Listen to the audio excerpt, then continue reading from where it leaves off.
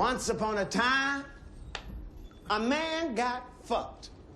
That's the story of black people in America.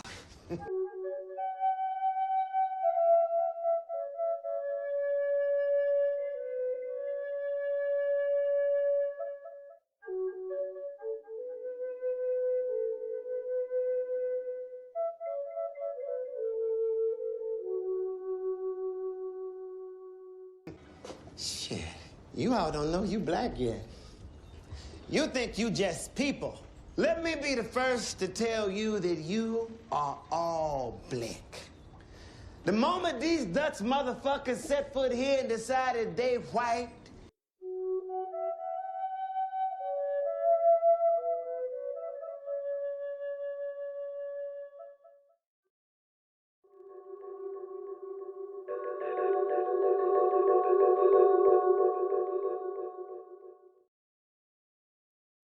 and you get to be black, and that's the nice name they call you?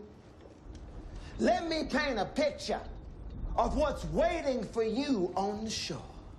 You arrive in America, land of opportunity, milk and honey, and guess what? You all get to be slaves, split up, sold off, and worked to death.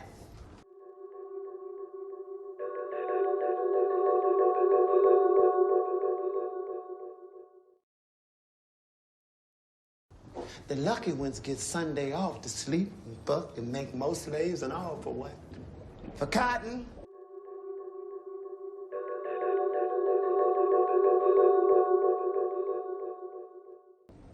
Indigo? For a fucking purple shirt? The only good news is the tobacco your grandkids are gonna farm for free is gonna give a shitload of these white motherfuckers cancer.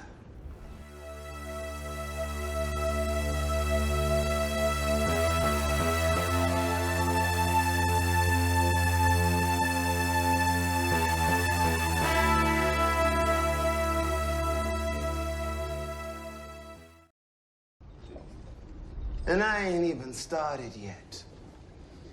100 years later, you're fucked.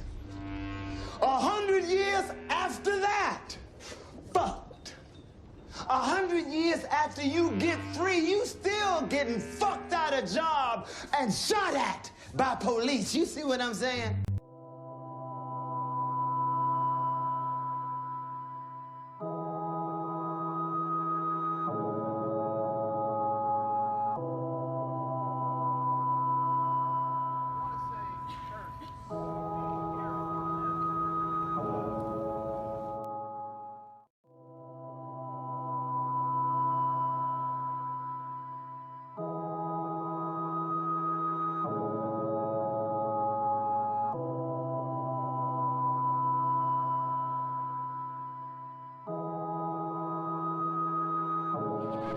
Running south, running to the south. For that unit, you are going on. So let's get more units back up. Hi, what's going on there? Yeah, this guy's going down the street breaking windows of cars. He busted both my truck windows out. He busted in the people's backyard right now. For that unit, you are going on. So front yard. All I can tell is he's got a hoodie on. He's running towards the front yard of 29th Street. 29th Street. He's looking into another car that's in between the fence and the front yard. Over here. So the ground unit, Scott, so it looks like might be getting one at gunpoint. Hey! Show me your hands! Stop! Stop! 5-7 south.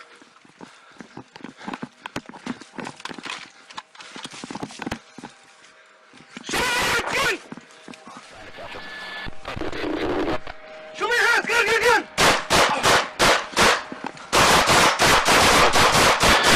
Sorry, shots fired, shots fired. Copy, shots fired. Show me your hands! See your hands!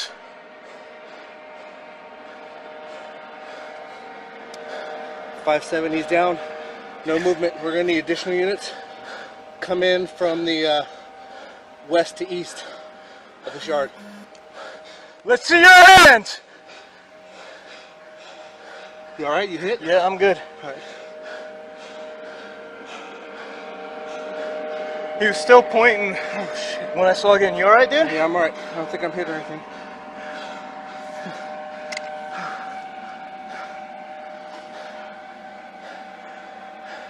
I got him at gunpoint, dude.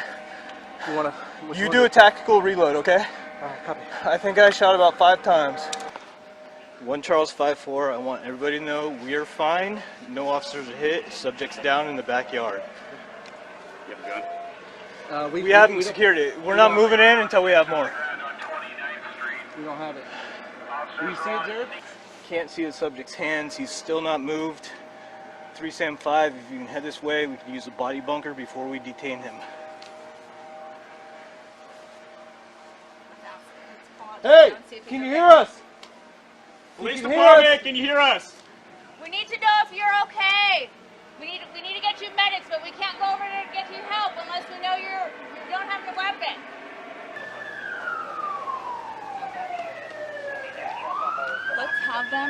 Let's have the next unit just bring a non-lethal in case he's pretending, but let's just in case. Alright. If when you guys want to go hands, cover him.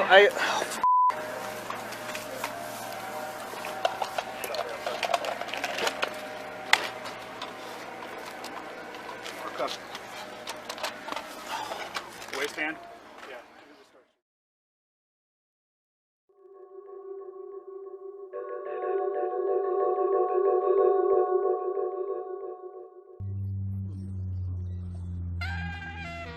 This guy gets it. I like him. He's getting angry. Angry is good. Angry gets shit done.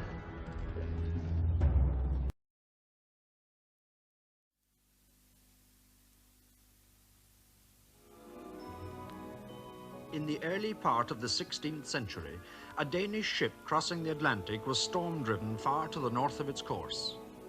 There one day, the captain saw rising above the horizon a coast of bleak, snow-covered cliffs, Greenland. Avoiding the ice floes, the captain cautiously sailed up a vast fjord, which took them almost a whole day.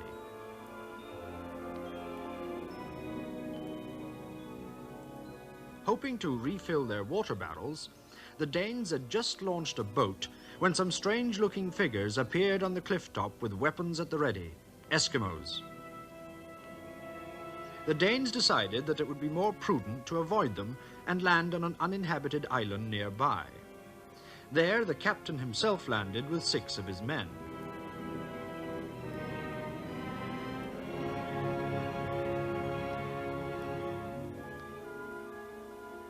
They crossed the shore and went up onto a little plateau where, to their amazement, they came upon the ruins of several stone houses, obviously European-type farmhouses.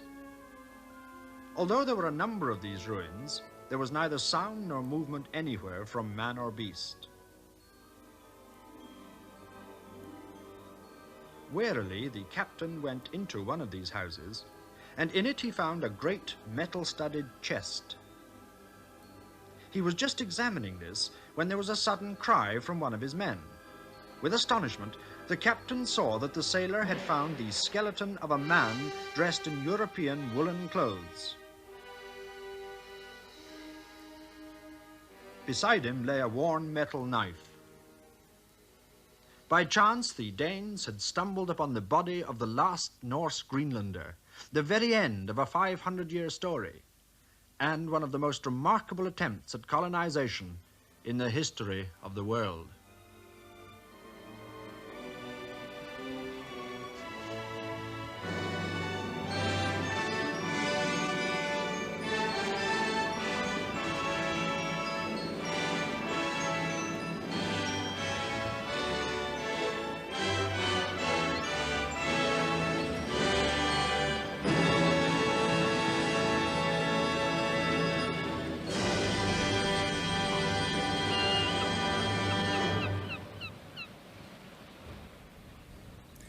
Tonight is the first in a series of new programs about man and his past.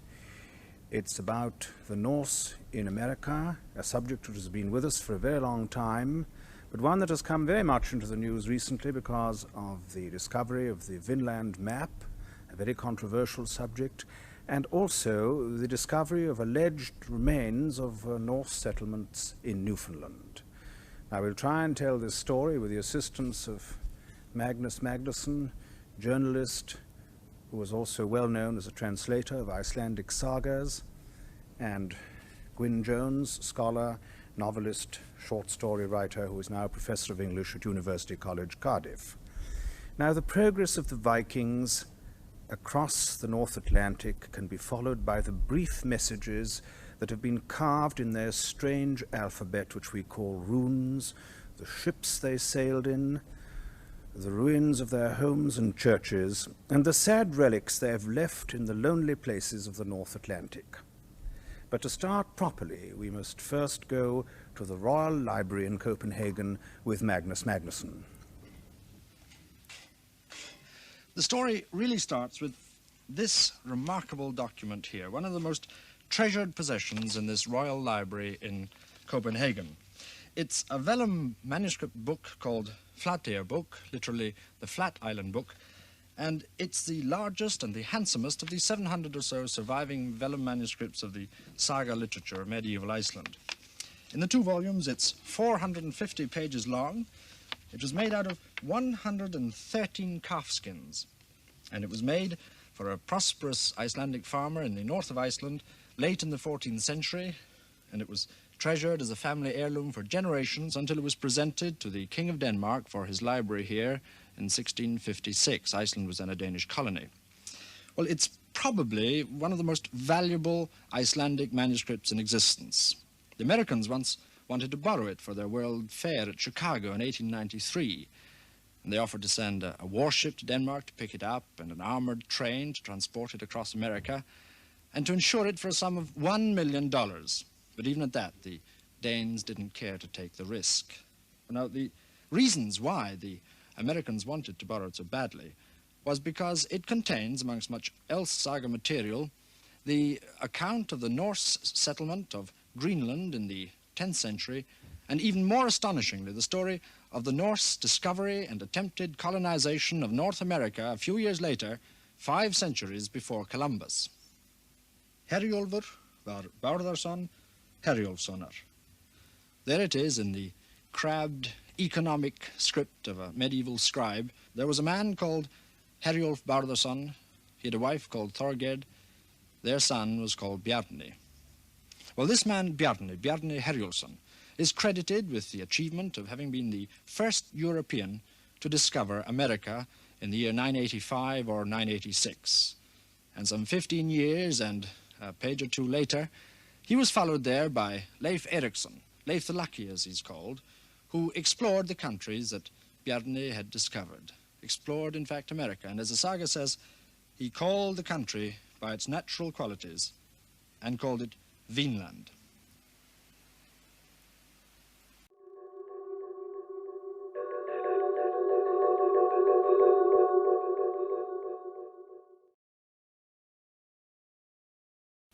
Well, his story and the story of the men and women who followed him to Vinland and attempted to found a permanent Norse settlement there are told in this saga here, Grænlendinga saga, the saga of the Greenlanders, which was written in Iceland, we think, in the 12th century and was copied into this handsome codex 2 centuries later. But this isn't the only account of that remarkable adventure which has survived. In another library in Copenhagen, the Árna Magnæan Library of the University of Copenhagen, are another 2 medieval Icelandic manuscripts which have a direct bearing on our story. All the manuscripts here were collected and brought to Denmark by an Icelandic scholar and antiquarian, Árni Magnusson, early in the 18th century. Actually, there were a lot more originally, but the library was burned down in the Great Fire of Copenhagen in 1728, and ironically enough, several of the priceless manuscripts that Árni Magnusson had brought here from Iceland for safekeeping were destroyed in the blaze. But of the ones that escaped, 2 codices, These two have a special interest for us, Högsbok and Skovholtsbok, because they contain the other major saga account of the discovery and attempted colonization of Vinland. This one, Högsbok, is a collection of sagas and other learned material compiled early in the 14th century. It's in very much worse condition than Flateyjarbok in the Royal Library. Its pages blackened by smoke and damp. Sometimes the text is almost illegible. The other manuscript, Skovholtsbok, is clearer. This one was compiled about a century later. And both of them contain a version of Erik's saga, the saga of Erik the Red, the man who colonized Greenland late in the 10th century, and who was the father of Leif the Lucky, the man who first explored Vinland.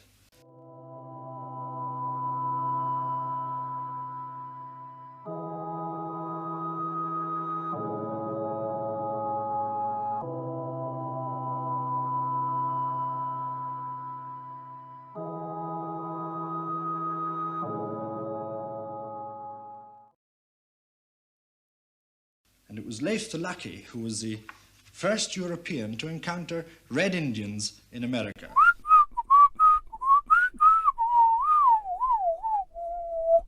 Natives whom he and his fellow Icelanders contemptuously called skrælings, a word that just means wretches.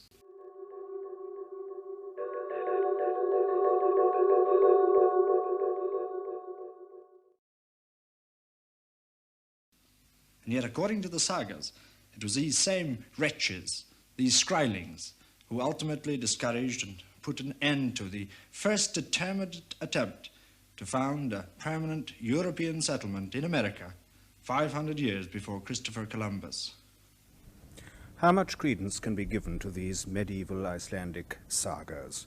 In the past, many people dismissed them as fiction, as being fables, rather like the visionary medieval Irish and Welsh voyage fables. But now we know better. We now realize that these are dramatic narratives based on real historical themes. There's now a formidable mass of evidence, both documentary and archaeological, I knew I'd get that wrong, to suggest that this is indeed the correct interpretation. Indeed, there's nothing really surprising about this Norse discovery of America, even though the first sighting of it appears to have been accidental.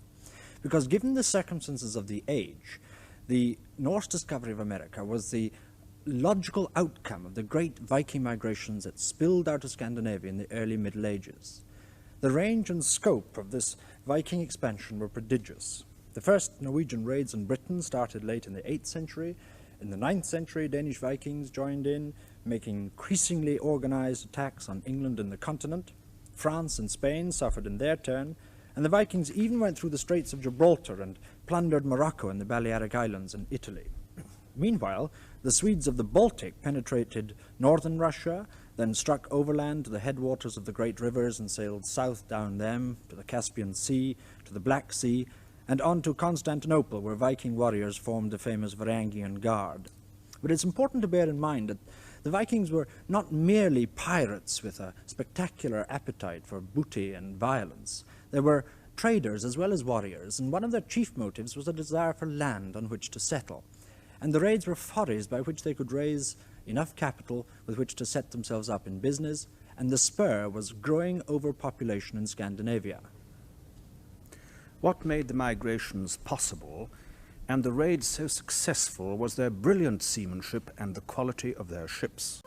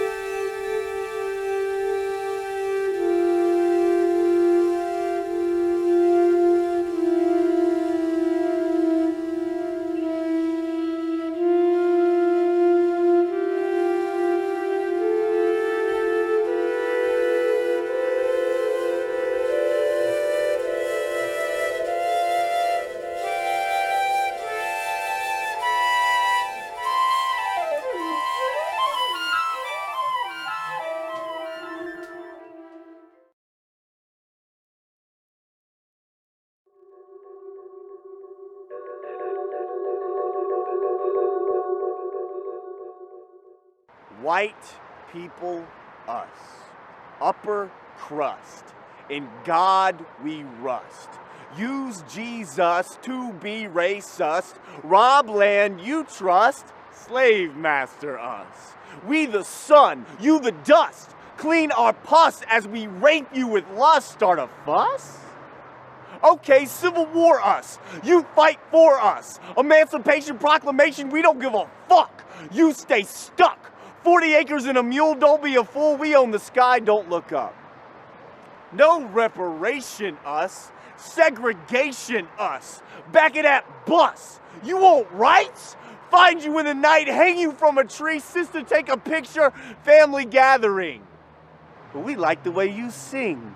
We steal your music. You know what makes you feel free? Off you make more money us. You funny to us. Entertain us. Tell us a fable. Eat at our table? You brainless. Start a business? You want to compete? We the bank. What'd you think? Ever heard of Black Wall Street? Burn your church. You nothing worth. Sorry about Martin Luther King. But look how fast you run. Look at you get airborne. Put you in a uniform. Damn, you're better than us. But don't forget, you're still dumb. Plus, we own the team. So we gave you this dream. Nice people us. What? How are we mean? We vulture for your culture. Slavery. Oh, me. That was so long ago. Everything was clean when we set you free. Even gave guns and drugs to your community. Aw, look at the poor kid on crack. It's so sad to be black, but we're not gonna help. All we care about's ourselves, white people us. What up? Oblivious. Elect Trump. Invalidate your feelings. I can't believe you're kneeling. I'm in so much disgust. How do you not love a country about you that doesn't give a fuck? White people us. Pretentious. It's ridiculous. On the same bus, we get after-school detention. You 50 years in private prison. We citation. Brock Turner. You murdered. White cop paid vacation. Don't know how to listen. Afraid to lose our position. Don't know what it's like. Cause we're white. People, us. Need to wake the fuck up. We created this racist society, so obviously it's on us to change it into equality. Fucking duh.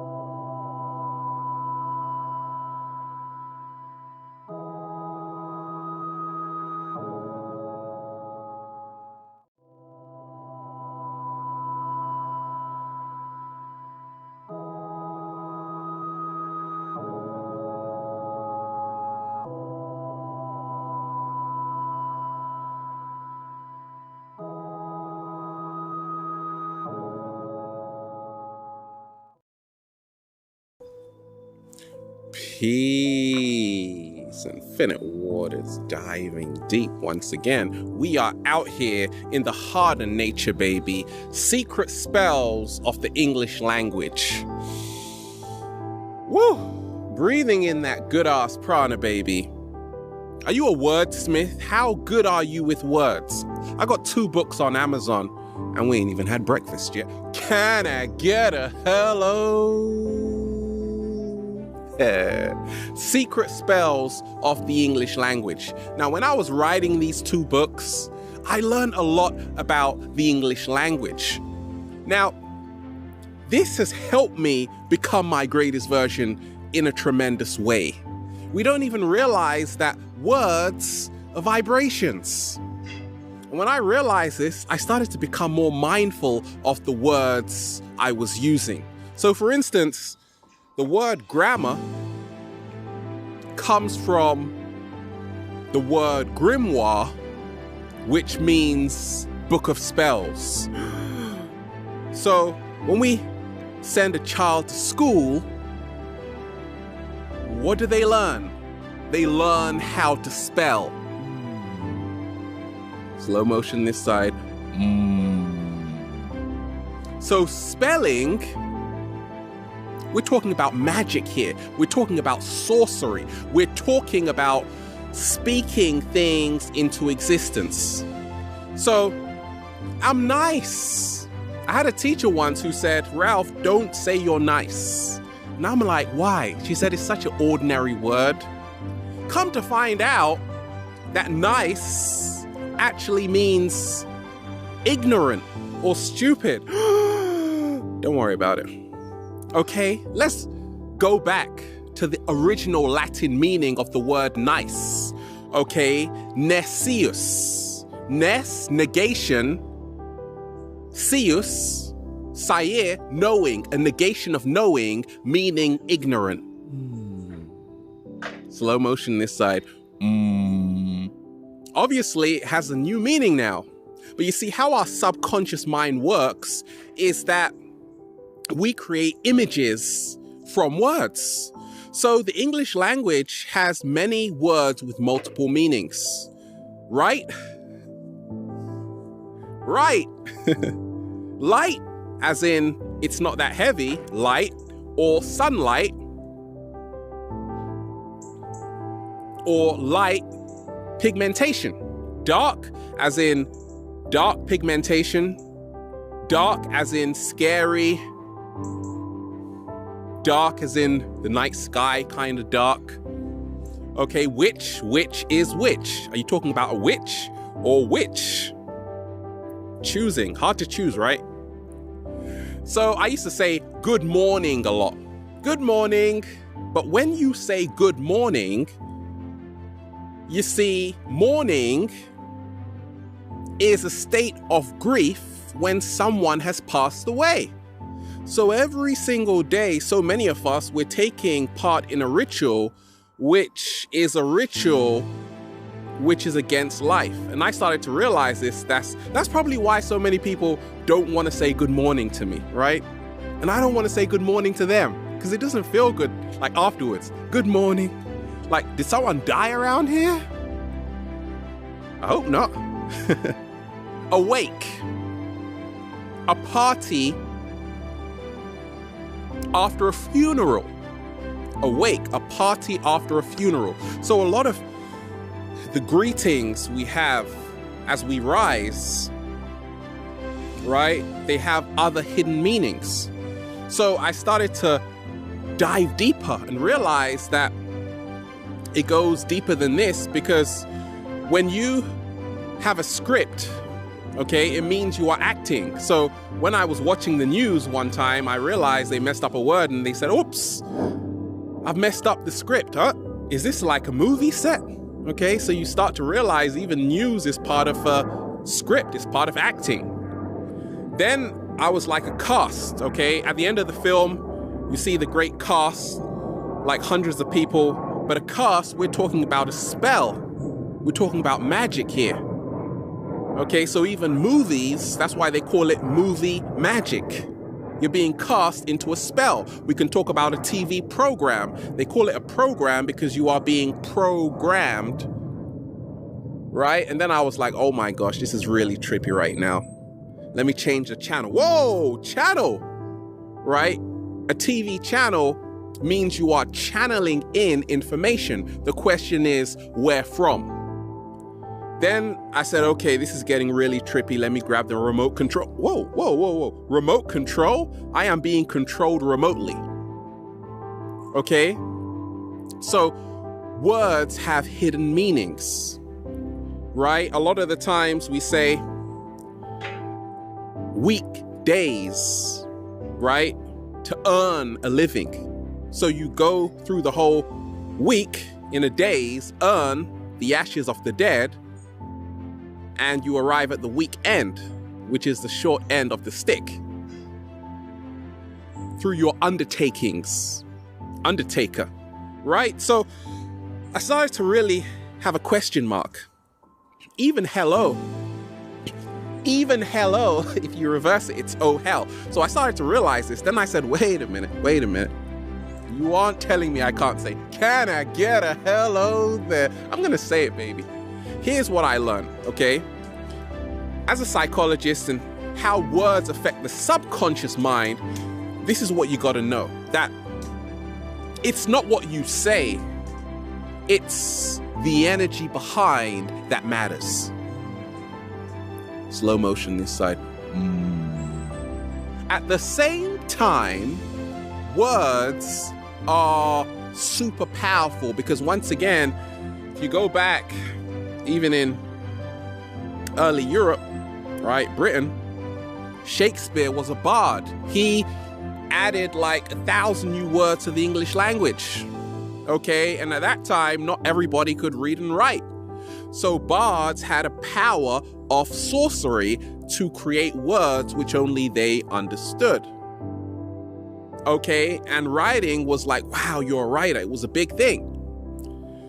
So words create images for the subconscious mind, but you got to be careful of the double meanings and how you use your words. Like a lot of people say, oh, she's a pain in the neck. Ouch. Now your neck starts hurting because it's a subconscious program, right? Words are the commands that govern the subconscious mind. Now, let's talk about the 7-Day Vegan Challenge for a second. What did I learn about words? Like, we think eating, okay, eating just has to do with putting food in your mouth, right? No. When we say really eating, we're talking about realizing you are not only what you eat, you are what you feed all your senses. And I learned this from the 7-Day Vegan Challenge. Yes, I got a load of kale in my mouth right now, but that's not only what I'm eating. You are eating through your eyes. In fact, that's where you take the majority of sunlight, light being energy, being food. What are you listening to? You're also consuming through your ears. Woo! Breathing in that good ass prana, baby. You're also consuming beautiful prana, baby. Beautiful chi. That is the life force energy. You stop breathing, you stop living. So, how do I empower myself with words? Instead of saying good morning, because ain't nobody died around here, I'm saying I'm rising. Good rising. Okay? And when we start to realize the power of your intention is everything, you can even say, if you want, good morning, but just say it with a bit of swagger, like, good morning. Right? You flipped it. You've changed the energetic vibration, because a lot of people, when they say good morning, it's like, good morning. Huh? So subconsciously, your mind translates that to somebody has passed away, because morning, your subconscious mind can't tell the difference unless it's in reference to something, right? So always change how you say a word.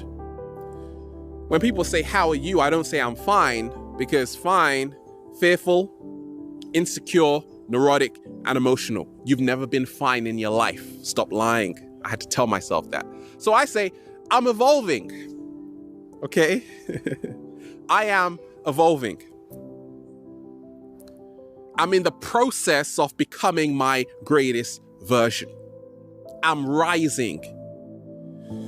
So just remind yourself that words are vibrations, they hold power. Now, what are some of the words you know that are hidden, which nobody else knows about? Like the cat down the road wants to know. The cat down the road is like, spill the beans, right? So just be aware of the words you use every single day. They hold power, and also how words have been used to control people, but also how you can use words to empower yourself, because ultimately we are the architects of our own reality. And then you'll just say, feels so good to be alive, baby. Can I get a hello?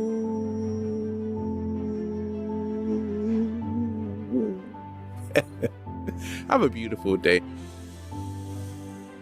Woo! Breathing in that good ass prana, getting high. Infinite. Diving deep. Once again, stay well. Stay healthy. Peace. You!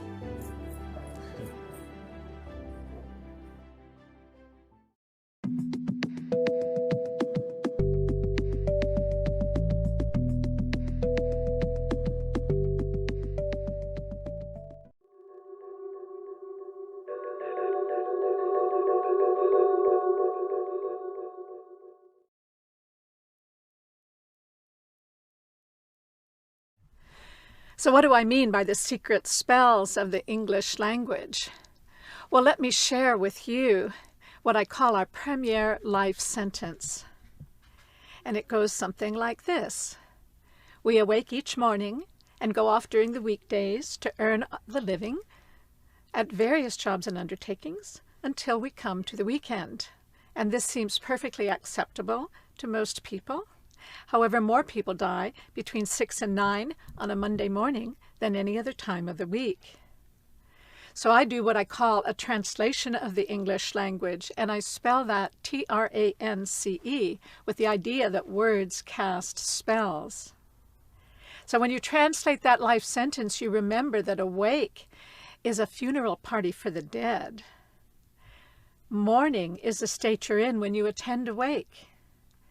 And you would have to be in a weekdays to earn the living, since urns are for the ashes of the dead. We call our jobs undertakings. Job itself is a Hebrew word for persecuted. And what we get at the end of this perverse bargain with life is the weak end of the deal, as we become progressively weakened ourselves. And so our most prevalent greeting to each other is hello, the reverse of which is, oh, hell. And at first, I suspected the hands of collusion entangling the language to foster illusion. And I think it's quite true that a culture's theology has a great deal to do with the word's etymology and how it evolves over time to combine incompatible meanings that may undermine the original thoughts it was meant to define. But now, I don't think it's planned, for the thing that I've found is that like concepts can gravitate toward the same sound and vibrate at the rate that our thoughts designate. Because words are electromagnetic vibrations whose fine alphabetic tintinnabulations can take on the tint of our true expectations, which they then imprint on our metal of mind, causing sounds to adhere when they're of the same kind.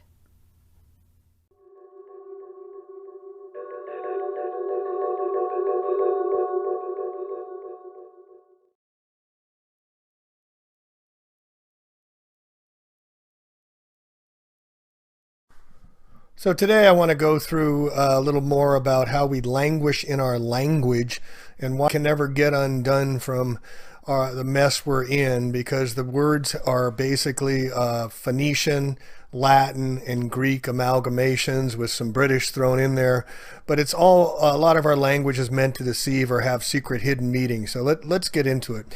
Now, when you go into court, we're based on water. Our legal system is under Roman Latin law, and we're considered to be at sea. We're fictitious characters, we're straw men, but it's all based on water. And this goes way back to the 13 and 1400s when Pope Boniface VIII said he's going to be the vicar for Christ and created the first SQV Unum Sanctum Trusts and put us on ships. And that's why we always have in our Admiralty Court, we're on our citizenship, we're on our leadership, we're on our relationship, we're on our ownership, friendship, hardship, partnership, membership, internship, warship, sportsmanship, sponsorship, relationship, craftsmanship, companionship. Why are we always on a ship? When we go into court, we go in through the docket, and there we find the bailiff who's going to bail us out. So everything's based on water, including our banking system. This is why we have a currency and we have liquid assets, and we have deposit slips, and we have a docket. We have cash flow, we have frozen assets and liquid assets.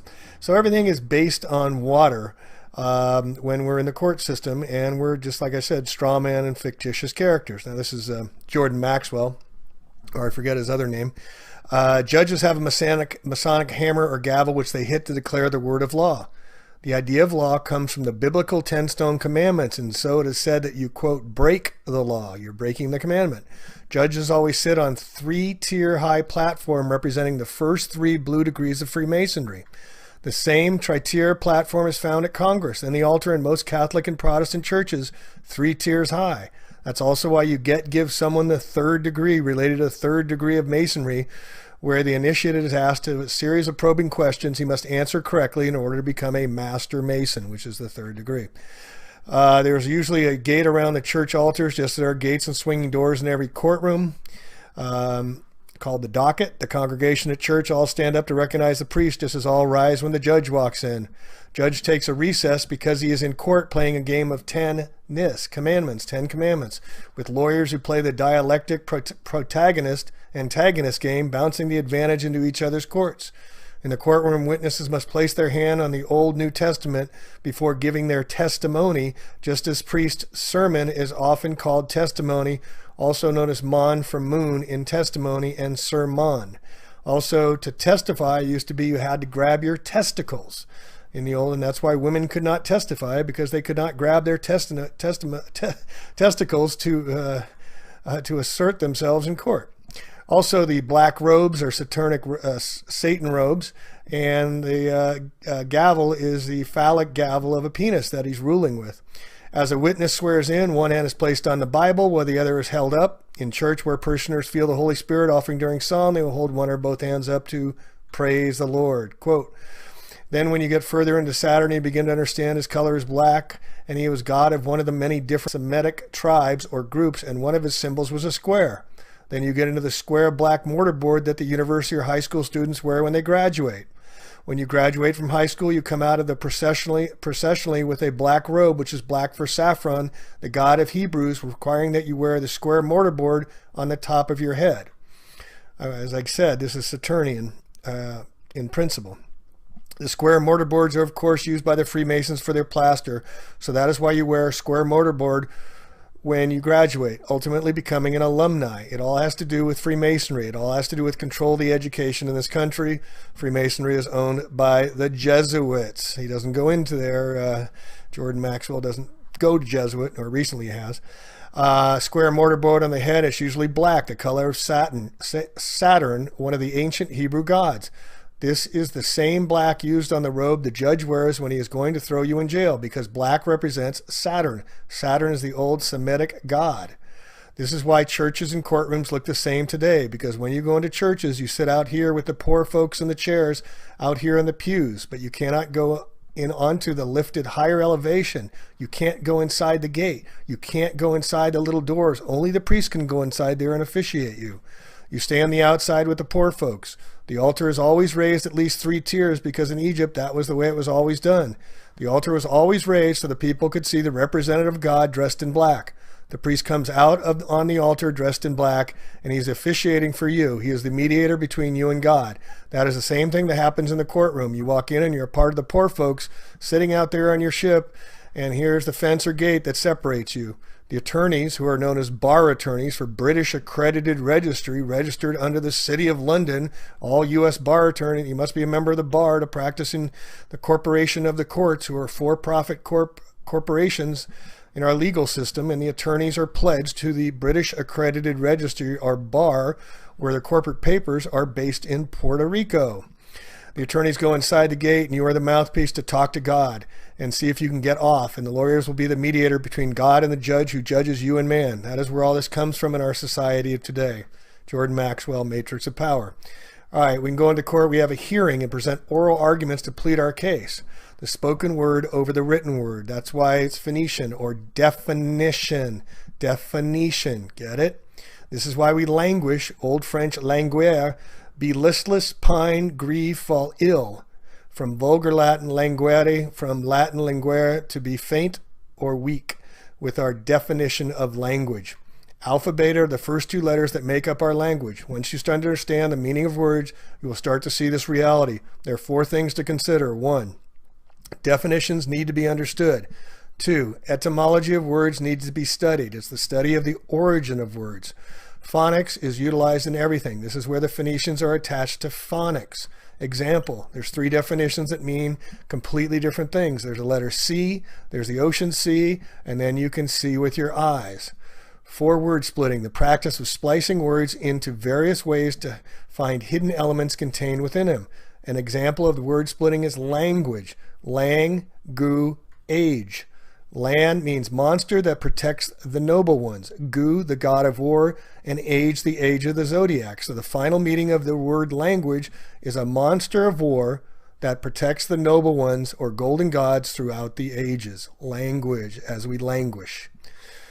A little sidebar fun. Why do we have noses that run and feet that smell? Why do we drive on a parkway yet park on a driveway? Why at a ball field, if it hits the foul pole, it's considered a fair ball and a home run? And why do we call it a freezer burn? Did you notice the term words is an anagram for the term sword? Switch the letter S in the term words to the front and you get the term sword. The letter S goes one way and then the other. So it also crosses over the other side equally and can go both ways, like the S in snake, serpent, slither, sin. The letter M is shaped like a mountain. V for a valley. T as in top. B for breasts. And D for dome, and C for crescent. Do you think this is by mistake? Do you think this just happens? No, this is all by design, folks. Words are like swords because they can be used to harm you. In a way, words are more powerful than swords for the reason that they can harm or heal you at the deepest levels of your being. In Greek, the term word means logos. The word logos is defined as, quote, the source that controls the universe, the written word or inspiration of God, or a logical and rational argument. In ancient Greek philosophy, the word logos is defined as, quote, the controlling principle in the universe. Belief includes the word lie in it, in the middle. To be lying with an F. Alien, a lion. They're lying to you folks about the aliens. And then when you tell your vision, you tell your lie to your vision. Turn off your television and tell your vision, folks. And remember, when you say the word belief, you will be lying. You be lying with belief. Try not using the word belief. It's not easy to do. Question, what is the most important word of all time? The answer is no. Most people will spell it N-O, but the answer is K-N-O-W. Completely different meanings, but exactly sounding the same. It's meant to confuse by obfuscation. Matthew 11:15, he that hath ears to hear, let him hear. Earth is art of the heart. Earth, move the H to the front and we get heart. Hear, hear. Nothing is true. Everything is a lie, folks. They play games with us for a long time. All right. Another word that has a strong connection to the term word is the term light. Light is sometimes referred to as a photon. In physics, a photon is usually indicated by the symbol Y, which is the lowercase of the Greek symbol gamma. Some etymologists believe that the Greek word gamma is where the word grammar originated from. In English, grammar means, quote, the study of classes of words, their inflections and their functions and relations in sentence, end quote. Spells are cast in schools and spelling, and the bell rings at each class to disassociate from the last lesson. This comes from Pavlov's dog theory, where they rang the bell and the dog would salivate. So they instituted the bell system into public schools and most schools so that the children, when the bell would ring, would forget what they just learned. You must remember the people in power do not want you to take their power. So they'll give you a little way up, and then they'll set up progressive taxes, but they'll never get to the top. You'll never take their power away because they're controlling everything. The ringing bell was taken directly from Ivan Pavlov's behavioral science theory. Okay, origins of our deceptive and deceiving language. Language is used to interact with one another. It's paramount importance in understanding law. We speak Phoenician each day without even knowing it. It's the language of sound. Before they had the written word, it was an oral history, oral language. Pick up the phone, phonics. Science of sound, from the Greek phone, sound, from pi root ba, to speak, to tell, to say. What is definition? It's a statement of the meaning of the term or the word. Or is it something else? Is it Phoenician that the Phoenicians and the Canaanites have defined the way we speak still to this day, thousands of years later? So you go to the elections and you make your selections, but they're really gross misdirections. When people vote, where do they do so? In a voting terminal or polling station. People are voting, not voting, because they are going to the polls, which the electric battery polls of positive and negative, to place their votes on the candidate that they want to see out in charge. The politician that receives the most votes is that one that is going to be put in the position of power. It's called power. It's not called power politics for nothing. It's also why we got credit charge cards. We're using electric. The Electoral College of Electors are the ones that actually determine who will be president, not any popular poll, media, or statistic. Registering to vote is an admission that the declarant is subject to the exclusive legislative power of the corporate Congress and is a 14th Amendment citizen, a second-class citizen when you register. Regis means crown, stir means to enroll, so you're enrolling in the crown, regis, crown. By voting, you are contracting as a straw man, a fictitious character in the eyes of a law, a human resource, not a human just being. That's why they call us the Department of Human Resources, just like water resources. All right, a sidebar. Did you know the Jesuits invented the Fahrenheit thermometer? That's why when it unfreezes, it's at 33 degrees. Get it? All right, now we went through the banking stuff already with the liquid, frozen, liquid assets. Common law is also known as maritime law. Mar means sea law. This was in the 14th, 15th century. Like I said, the Testamentary Cesquivi Trust placed all lost souls at sea. So when we go into court, we sail in our citizenship to argue about loss and damages, our contractual relationships, partnerships, and ownerships. It's all about monetary loss and injury compensation. Who did what to whom? When we enter the court to play ball, we'll see who win in the docket. This is where the ship's birth. The rules come down from the 3 Blue Masons degrees with phallic gavel to determine who is liable. Okay, resident. Res means property or thing. To identify is ident. Identify the property or thing. You put a P in the front and capitalize it and means principal. So the president of the corporation of the United States of America, capital letters, Washington, D.C., is the corporate CEO, the president. He's ruling over the property or the thing. That'd be us, folks. Also, when you're born, you slide down your mother's birth canal and you land on your birth certificate where the hospital's paid to register, and so that banksters can account for you into securitized debt from the bankruptcy the United States never got out of since 1933. This is why the more debt they run up, the more we owe. And we never got out of bankruptcy since 1933, and our birth certificates are securitized, tradable commodities. All right, a government. Govern means to rule or control. Ment is for mensa or mind, to control the mind. They tell us what they're doing. Straw man is a front. A third party is put up in name only to take part in the transaction. Term is also used in commercial and property context when a transfer is made to a party. The straw man for the purpose of retransferring the transfer in order to accomplish some purpose not otherwise permitted. We're not humans, folks. We're a legal fictitious entity. Since your birth, your artificial person has been considered a slave or indentured servant to the various federal, provincial, and municipal governments via your state-issued, state-created birth certificate in the name of you in all caps. Your birth certificate was issued so that the issuer could claim exclusive title to the legal person created.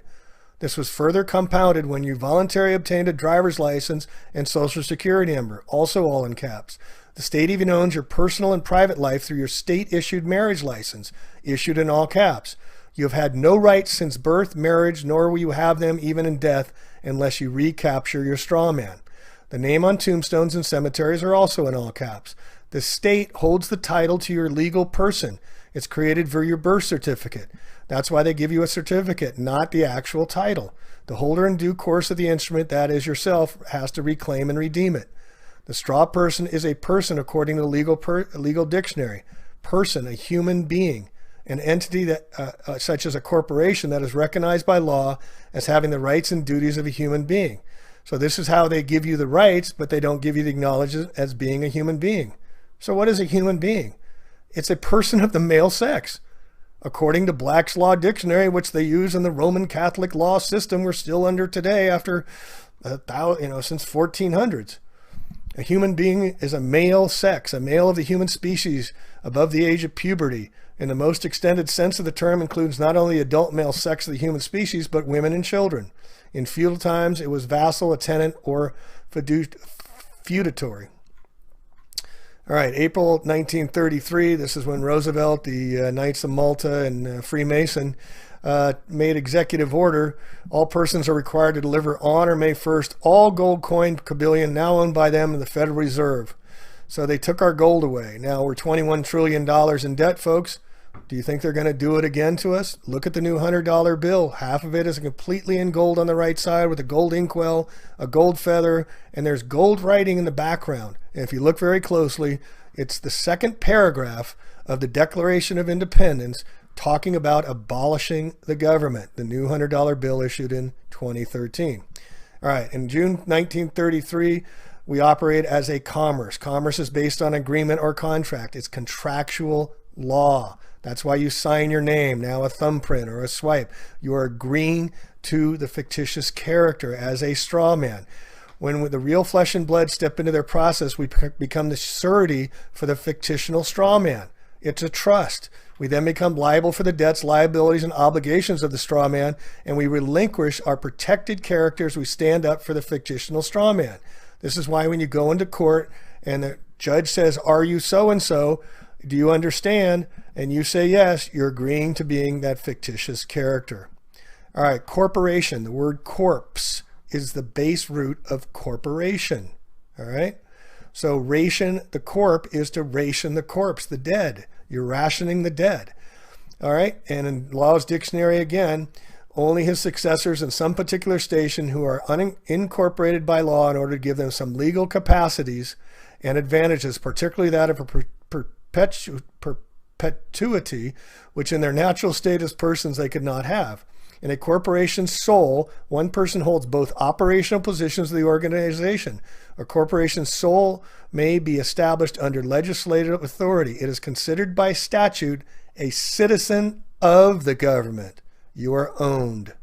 The people are in the state and national government at that time. The public government is an artificial entity. Who is a government? Point to me as a person being a government. The government is owned and controlled by the same people. It's a sole organization, not an aggregate organization. The straw man, being artificial, lives in the artificial place called the public, okay? This is necessary and proper because the creator and entity has the right and control of it. So we create it by signing our name, and they take control of it by putting us in their system.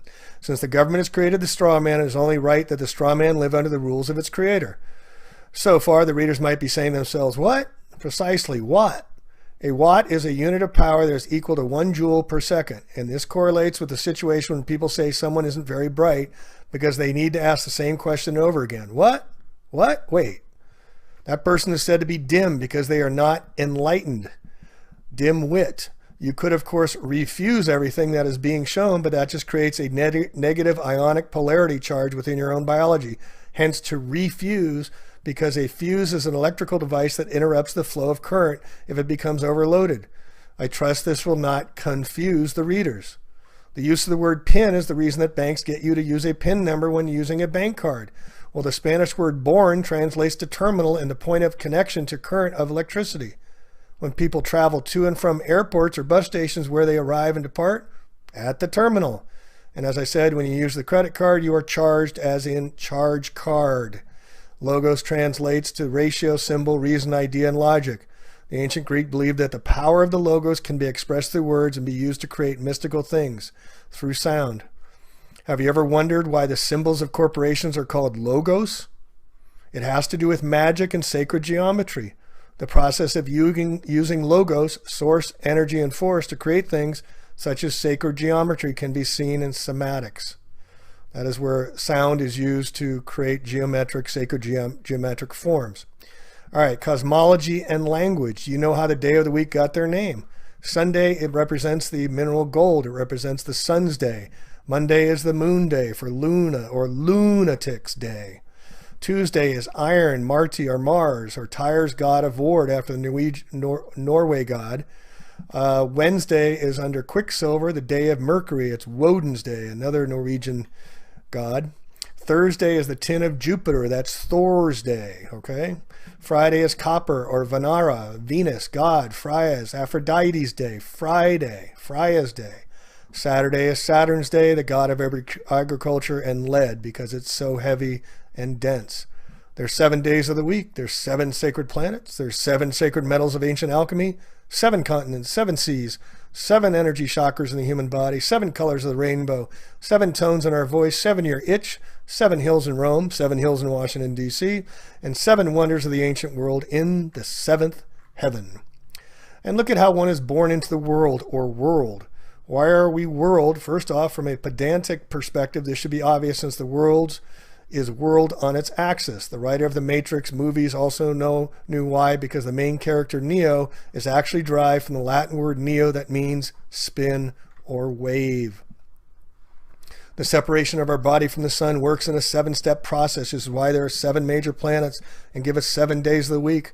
There are 7 notes in the mode of music, and we also see 7 in the rainbow. The color, sounds, and words that are world are all separated, because the prefix sep comes from septum, meaning 7, which gives us the word September, which was originally the 7th month of the Roman calendar. There are 7 chakras in the human body. The ancients called spinning the wheels of light. This is appropriate because their colored wheels are world, and we live in a world of colors because we are humans. Now you know why it's called humans. Hue is simply a word for color, and the quality of color determines the dominant wavelength of each color. There is an astounding amount of indication and evidence to show that we are multidimensional beings that are caught in a cycle of separation, which is a certain mathematical ratio of vibration waves holding us prisoner in an endless movie-like loop. The ratio is a ration of the God ratio within the base 10 reality. 10 fingers and 10 toes, as the Swedish Teo states, with the meaning of 10. The fake gods that hold us all prisoner also need a ration us because we are their food, and a ration is the food allowance given for one day. The separation that is given to the gods while we exist inside of this, our cinematic matrix reality. Here's an important one. Soldiers are sold to die. Soldiers sold to die. And that is why they have dog tags issued to them, as Henry Kissinger has famous said. They're the dogs of war. We are told never to swear. Notice the word where with the S in front. It can go both ways. Yet when we go into court, we must raise our hands and swear to tell the truth, the whole, with the hole in it, truth, and nothing but the truth. Yet few judges can even tell you the difference between the truth, the whole truth, and nothing but the truth. I know because I've asked judges and they can't tell you. All right, when we submit, we place ourselves under the control of another. So when you submit an application, you are yielding your power. You let down, you put under, you reduce. When you apply for an application, you put one's faculties to some task or career. Is there a war on drugs? Then why are there drugstores on every corner? Is there a war on drinking and driving and DUI, driving under the influence? Why do they sell liquor at gas stations? To get you gassed? So this is why bail-ins are becoming so common now around Europe.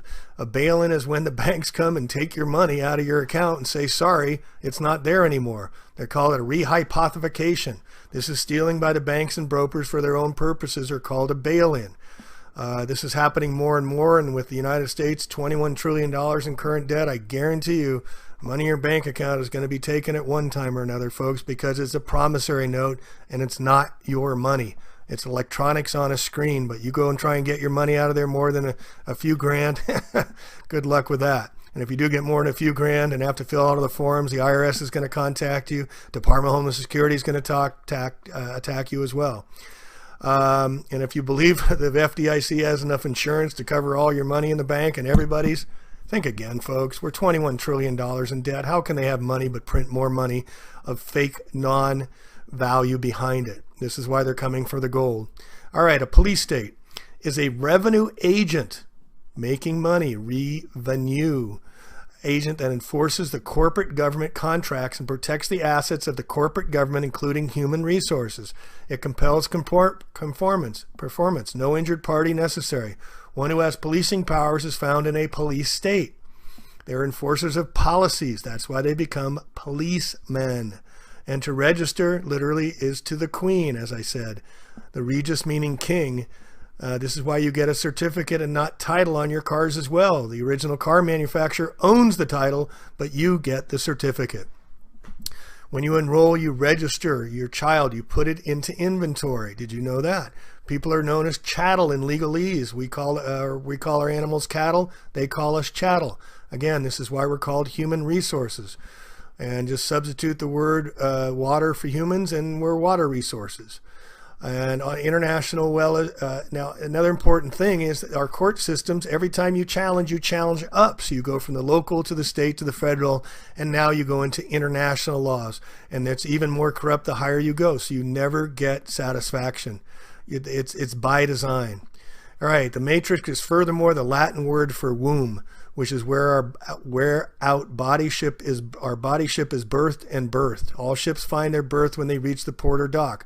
When Neo woke up in the Matrix, he was inside a battery womb or iPod, which is why Apple Computer sells everyone iPods and iPads to reflect this. The definition of pad that concurs with this is that of temporary living quarters. We're all living on our iPads or iPods because we bit the apple of sin.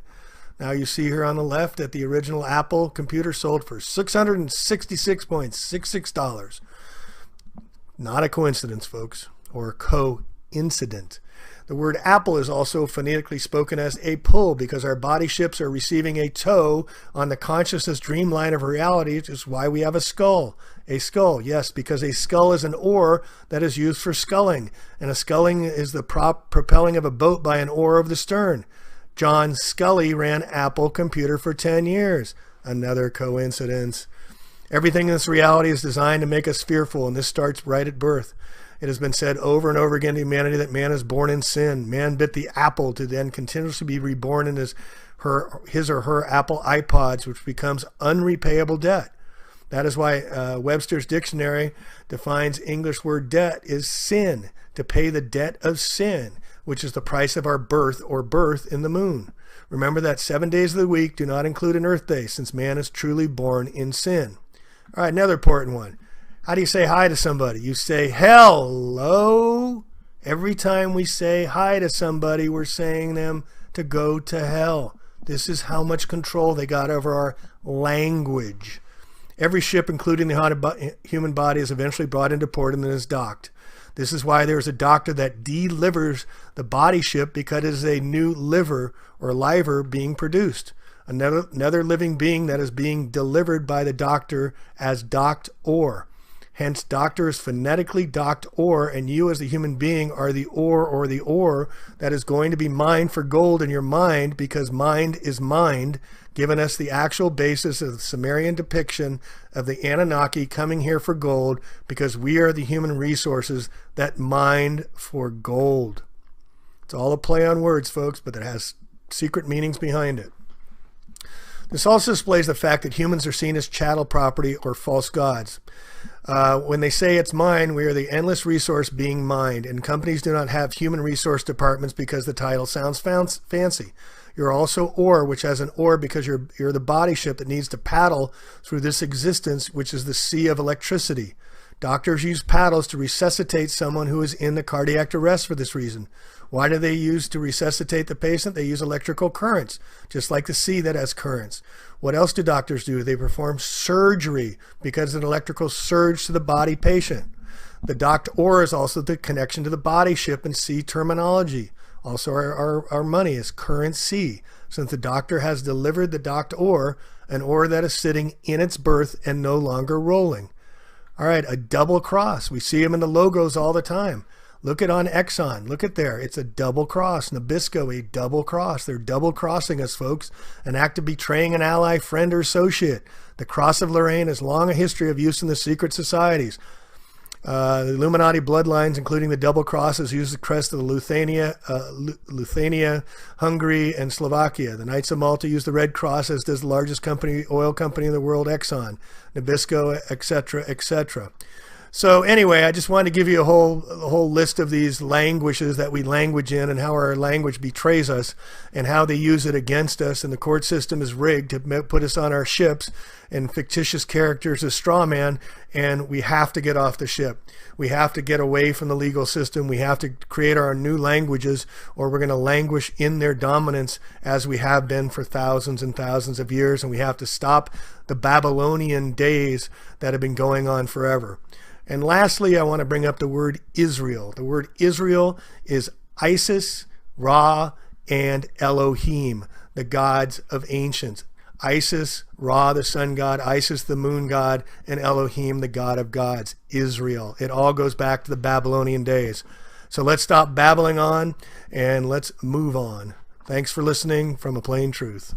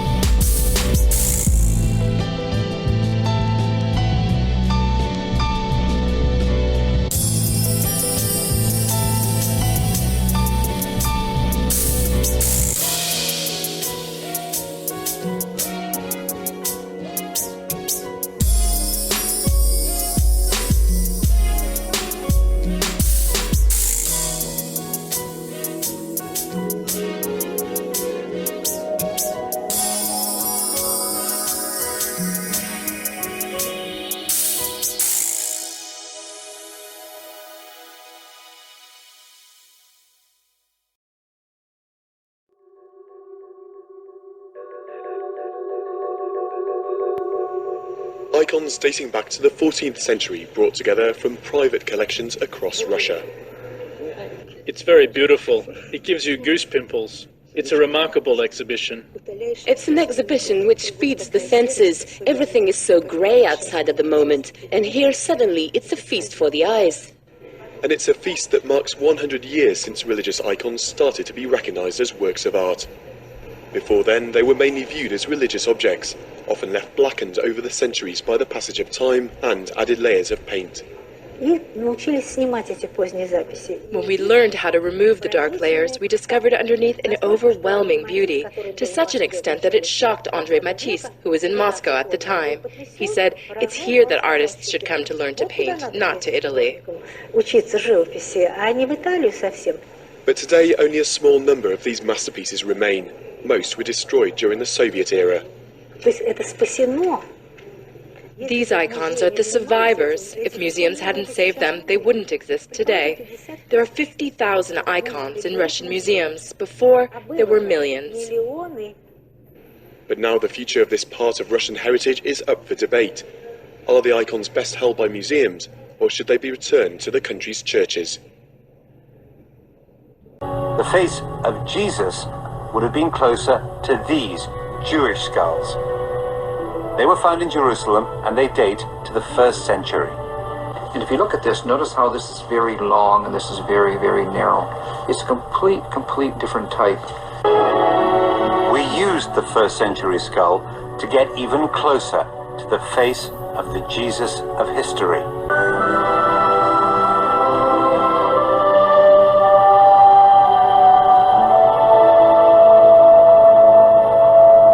This certainly doesn't look anything like the images that one associates with him, and I think it's much more likely to be an accurate reflection of the majority of people who would have been around at that time. Look at these telling images from a Jewish synagogue in Syria. They were painted in the 3rd century, less than 200 years from the time of Jesus. They're the earliest pictures of Jewish people in the world, and fashions back then changed slowly.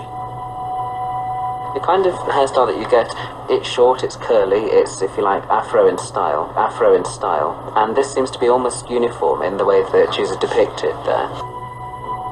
It's unlikely that Jesus' skin tones were white in the traditional, as you get it in much of the traditional art, as you get it in Hollywood Jesus's. It's more likely he had darker skin tones, and he's much more likely to have looked something like this.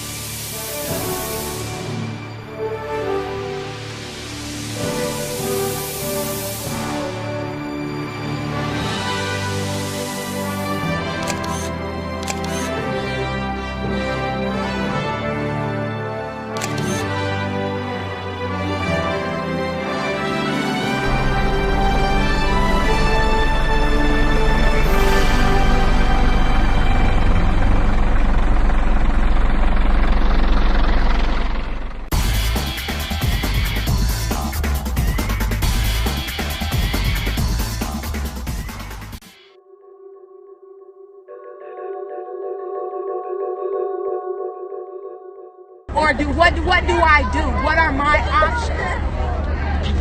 And I have a master's degree. Not one, but 2 master's degrees.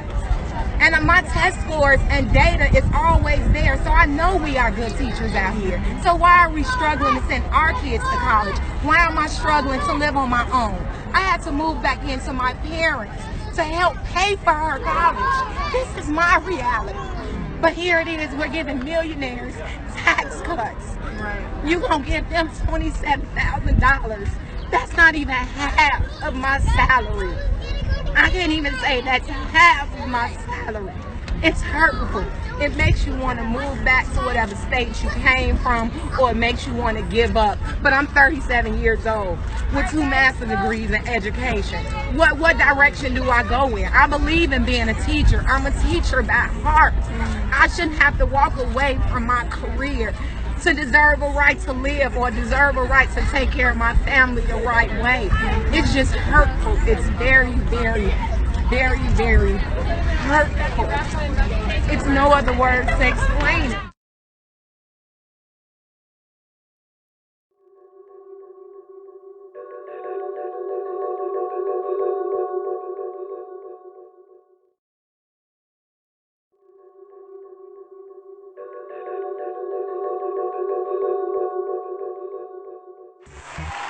In Miami, Florida.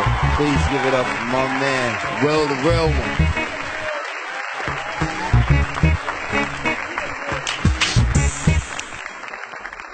It's 3 o'clock in the morning and I get a phone call from my little cousin talking about he just got shot at. And the first thing goes to my mind is why every time a nigga get a chance to stick his head up out of life muddy waters is a street loyalty requested. I mean, it's not like for me gunplay was ever subconsciously manifested, or maybe it was.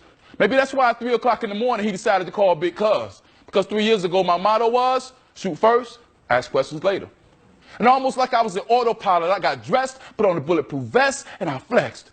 Put some Scarface in my CD changer to channel my anger, and when I was driving up Biscayne Boulevard, my heart became cold and hard because everybody knows that a soft heart don't squeeze triggers. Hit the CD changer, went straight to Icons, fucked them other niggas, and by the time I got to 54th Street, it was on. Even though it seems just 3 hours ago I was trying to change the world through one of my poems, I done fucked around and got put into a do-or-die situation. My destination, 3 blocks past the Metro Rail station, Blue House on the corner. See, it's been 3 years now, some things done changed in my life. Not like the old days when it was cool to grab a tool to poke some holes in a few fools. See, tonight, I'm feeling like I got something to lose. And maybe it all went down at Piper High School when a young lady walked up and told me that she was her brother, turns out just like me. Or maybe it was at North Miami Senior High Miss Blues class when they studied my poetry for Black History. Or maybe it was in that letter from an inmate from Rayford Penitentiary stating that now through my poetry he could be free. But nevertheless, I'm sitting in this truck with a fully loaded Glock to represent the man in me. In some way, somehow, this has to stop. Because in about 3 or 4 minutes, we're finna yellow tape off this whole motherfucking block. And I'm asking myself questions like, how did I go from being righteous to crazy? Do I really want to take part in another mother screaming, oh God, please stop my baby? So I step out of the truck and position myself between my cousin and the victim. And I say, in order for this shit to go down, you gotta shoot through me to hit him. And I understand that you feel like you've been done wrong, but brother, tell me, how many, how long will we continue to throw deaths in our mind and have our lives be defined by how many niggas we can put in the chalk line? See, way before it was just black on black crime, it was black on black line. So let me break this shit down for y'all in this black on black rhyme. See, we made ourselves believe that we didn't need each other. But how many times you know been in an all-white situation and was so fucking glad just to see another brother? So we need to take that feeling from the boardroom to the streets. And nigga, me not wanting to kill you tonight does not make me weak. What makes me weak is not having the ability to let you know that in spite of yourself and regardless of your actions, I still love you. You look just like me. And brother, we really ain't got to do this. Well.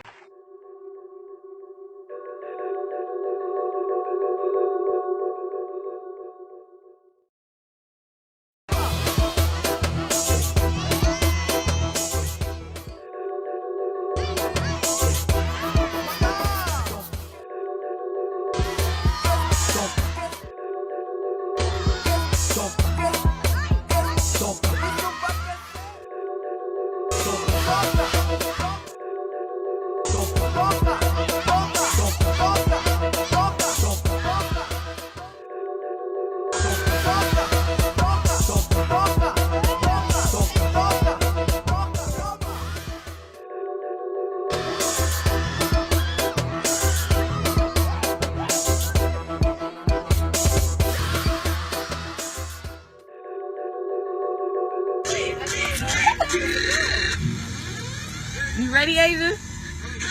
Okay.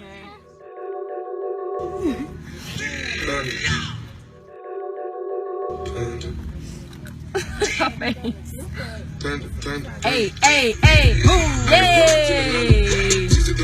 Go, go. Yeah. Woo, woo, woo, woo, yeah. Hey, hey, ah. Get it, go, go, hey.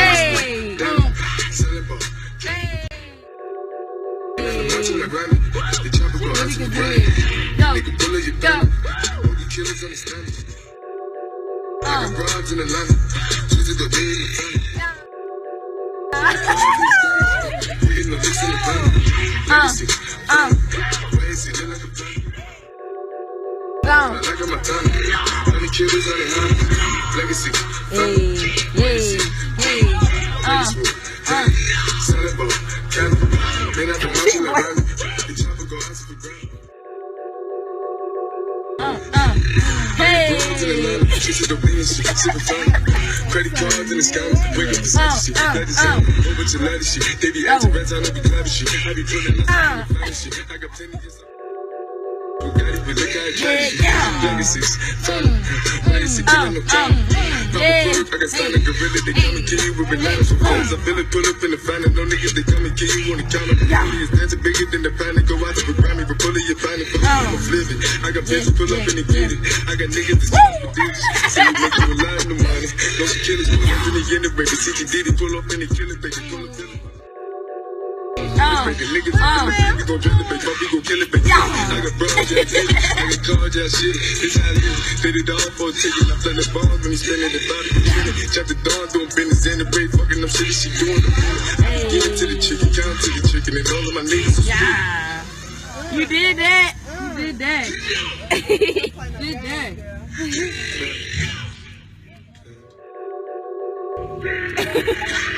These are so cute. Oh, they thought you was done? Hey, hey. They thought you was done? What?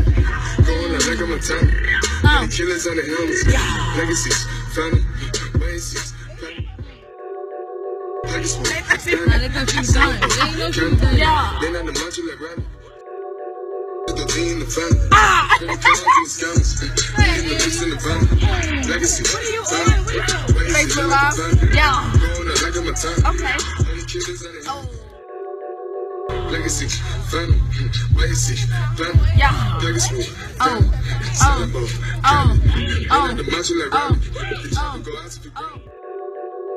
No. Yeah. You did that, Avis.